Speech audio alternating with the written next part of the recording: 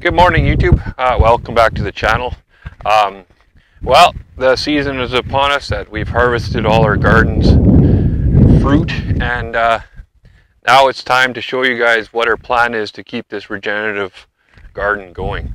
So I'll just take you a quick walk around all the stuff we've grown stuff in, and it's kind of the conventional way to farm, or the conventional way to produce a garden. And then I'll take you to the regenerative part. And I'm not going to show you all the fruit. Obviously we picked it all, and it's time to figure out what we're going to do for next time. And that's the biggest part of regenerative farming, is you always got to think one step ahead. What's going to happen next year? So here we go. This is our potato pots here, and we put potatoes in these pots. And I'll tell you, that's the best way to grow potatoes. All you do is once it's grown, dump it out and you got potatoes. No digging, no cutting your potatoes in half. It is definitely the way we're going to do it. So we tried that out this year and it's worked really, really well. And then these have been onions and a couple tomatoes and lots of lettuces and all that stuff. And this is just store-bought dirt, and you can see that we've been pulling weeds and everything. There's been lots of weeds in here. Bare ground is not the way to go, and it's just no good. That's just some clippings right there from the sunflowers we produced in a regenerative garden, and I tell you, it's been really, really good. If you want, go to our Instagram at Hazel Creek Heritage Farm, and Kaylee has posted a couple pictures of the sunflowers we produced there. This is more potatoes, and again, bare dirt is not good. You can see the weeds. So yeah, that was a part of our just our garden boxes, and it did produce quite well for us, especially at the start of the planting season. And then it just slowly started dying off. Obviously lettuces don't last that long and all that stuff, and then so yeah, we got a little bit out of that, but what we're really excited about is this regenerative farm. So here we go. This is the plot where we planted all our squashes, pumpkins, sunflowers, carrots, and corn. And I tell you right now, we had the best produce that we've ever produced on this spot here. It is, it's been, like, the carrots were unbelievable. And then, of course, our black sunflowers. And one thing I noticed when you plant flowers in with your garden, you get a lot of bees, so they pollinate extra hard all your pumpkins and squashes. And so this is what the garden looks like now. And I don't know if you can see from my last videos, but the fence is gone. The fence is gone. So that's where our free range chickens, they come into play with us.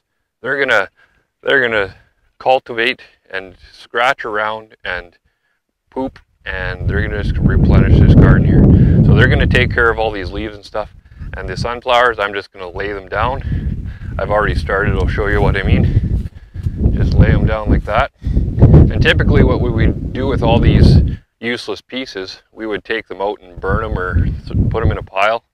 But this is what we're going to try with this garden. We're going to lay them down like that, put a fresh layer of straw over top, water it really good, and then we'll just let that sit for winter, and we're going to plant right in all this stuff next year. So if you guys are interested in this project, just stay tuned with us, and next year we're going to try it out again. But I'll tell you right now, for first time being on grass, we did really, really well.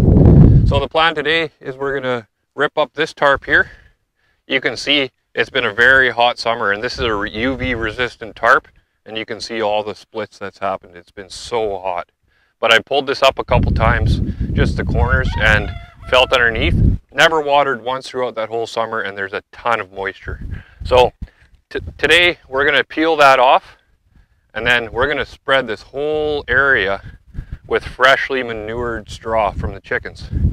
And then it'll be just kind of bask there for all winter, and then planting summer. So stay tuned, guys. Here we go. We're going to show you what this tarp looks like underneath.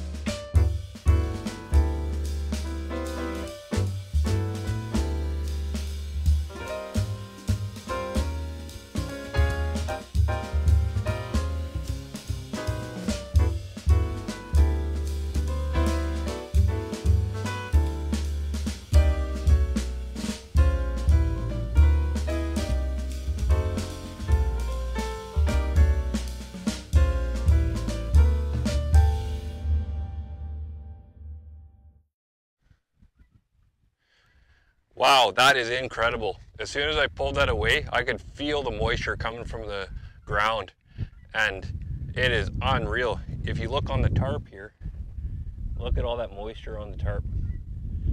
And I honestly have never, ever watered this one throughout the whole summer. That video I took of me putting this tarp on originally, I just put that hay down there and then put the tarp on, and that was it. Zero water at all. So 30+ degree weather for how many months on end, and there's still moisture in here. So pretty good proof. I'm gonna peel this back for you guys because I have never been in the middle of this thing, and just show you. Wow. Just moist. Just lots of moisture. See how easily I can dig in there?